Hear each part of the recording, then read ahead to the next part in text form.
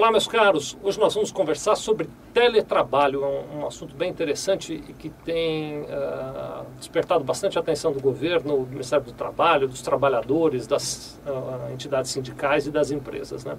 Bom, vou mandar uns abraços, como eu sempre faço. Hoje eu vou continuar numa listinha aqui de mandar abraços para o pessoal do YouTube, tá bom? A turma que escreve para a gente lá no YouTube. Então, olha, alguns aqui, por exemplo, o Múcio Batista, o Rodolfo Santana, ele diz que é lá de São Carlos.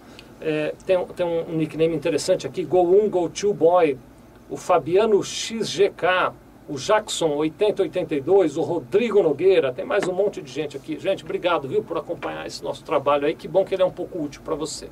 Vamos falar, já que a gente está falando de trabalho, vamos falar de teletrabalho. Recentemente, a presidente Dilma sancionou uma nova legislação, que é a Lei 12.551, e que trata dessa questão do teletrabalho. Então, o teletrabalho é o trabalho que é realizado à distância, não é telepatia, não é isso, que é realizado à distância. O profissional não está na tua empresa, não fica aí sentado na sua empresa, ele está ou na casa dele, ou até mesmo no escritório dele, ou sei lá, está tomando um café na rua conectado à internet, né? E através de meios eletrônicos ele está produzindo ou realizando um determinado trabalho para você.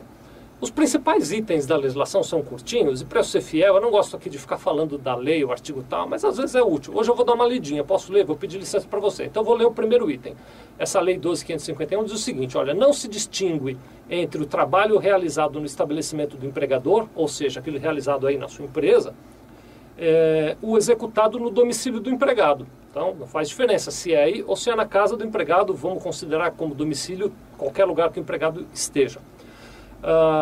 E realizado à distância. Então, não faz diferença nenhuma, desde que estejam caracterizados os pressupostos da relação de emprego.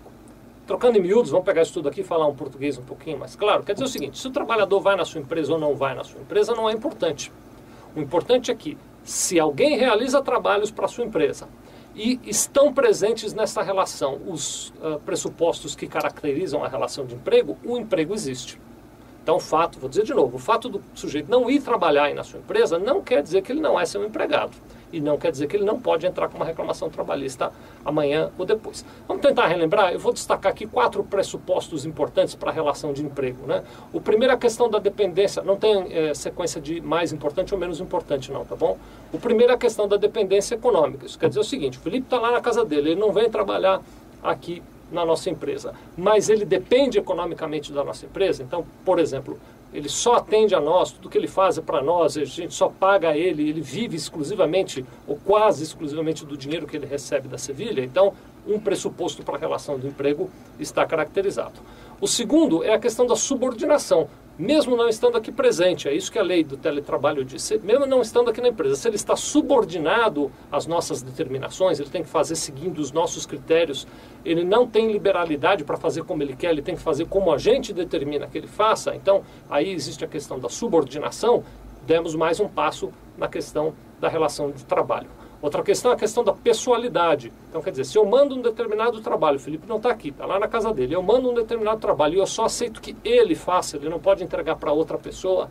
Ele tem um amigo, ele dá para o amigo fazer, me manda pronto. Não, eu quero que o Felipe faça. Então, a pessoalidade está presente, é mais uma das condições para essa questão do vínculo empregatício. E a última que eu vou destacar por hoje é a questão da jornada de trabalho. Se ele está sujeito a uma determinada jornada, então, se, embora não estando na empresa, ele se compromete a ficar à minha disposição 3, 5, 8 horas por dia, então há uma jornada de trabalho presente, também eu dou mais um passo na questão dos pressupostos necessários para a condição de trabalho. Então, vou fazer uma pausa aqui, eu vou continuar no assunto, mas eu quero fazer uma primeira pausa. Se você tem trabalhadores, vou usar outro nome, se você tem profissionais que prestam serviço para a sua empresa, não estão fisicamente aí na sua empresa, mas que se encaixam nessas condições, nos pressupostos da relação de trabalho, é importante você tomar cuidado para não ter amanhã ou depois uma reclamação trabalhista. Vou ler mais um trechinho da lei, posso fazer isso para a gente continuar a nossa conversa? Olha só, o outro trecho, que é um parágrafo aqui, diz o seguinte, olha, os meios telemáticos e informatizados de comando, controle e supervisão se equiparam, para fins de subordinação jurídica, aos meios pessoais e diretos de comando, controle e supervisão de trabalho alheio. Então, em outras palavras, o que acaba acontecendo é o seguinte: se eu mando e-mails para o Felipe com ordens, com instruções, com determinações, se ele tem lá um mecanismo qualquer em que ele registra as horas em que ele está trabalhando para mim, enfim, se existem meios eletrônicos através dos quais eu controlo o trabalho dele, e esses meios eletrônicos colaboram para a formação dos pressupostos do trabalho, eu também estou correndo aquele risco, né? Estou na hipótese de haver a consideração de um vínculo empregatício.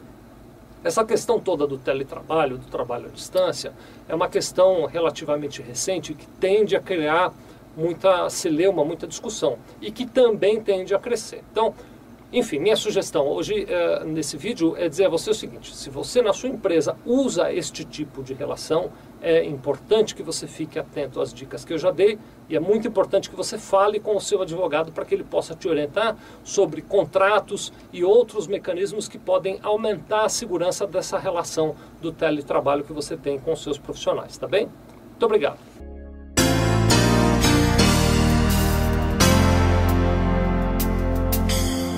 Sevilha Contabilidade.